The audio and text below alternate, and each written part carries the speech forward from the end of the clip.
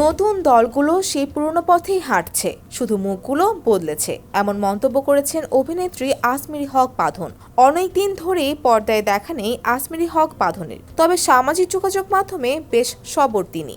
সেখানে নিজের মতামত প্রকাশ করেন, কোনো কিছু যেন তোয়াক্কা করেন না, সবসময় নিজের অবস্থান থেকে প্রতিবাদ অব্যাহত রেখেছেন। এবার দেশের চলমান পরিস্থিতি নিয়ে কথা বললেন বাঁধন। শুক্রবার এক পোস্টে অভিনেত্রী লিখেছেন, দেশের আসল পরিবর্তনের জন্য শুধু নতুন নেতা নয়, নতুন চিন্তাধারাও দরকার।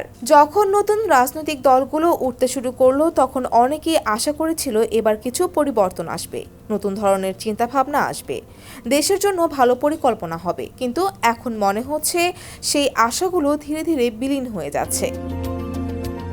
বাঁধন যোগ করেন, নতুন দলগুলোর অনেকেই এখন পুরনো পথেই হাঁটছে, একই কৌশল, একই ক্ষমতার খেলা, শুধু মুখগুলো বদলেছে।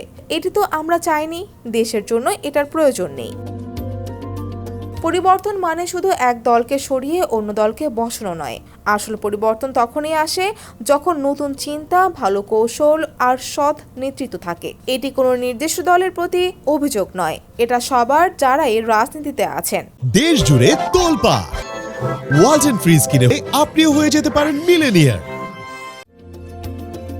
অবশেষে অভিনেত্রী লিখেছেন, আমরা যদি সত্যি দেশকে এগিয়ে নিতে চাই, তাহলে আমাদের ভিন্নভাবে কাজ করতে হবে। ক্ষমতা অর্জনই যেন একমাত্র লক্ষ্য না হয়, অগ্রগতি হোক লক্ষ্য। আর সেই অগ্রগতি আসে বিচক্ষণ ব্যক্তির সিদ্ধান্ত থেকে।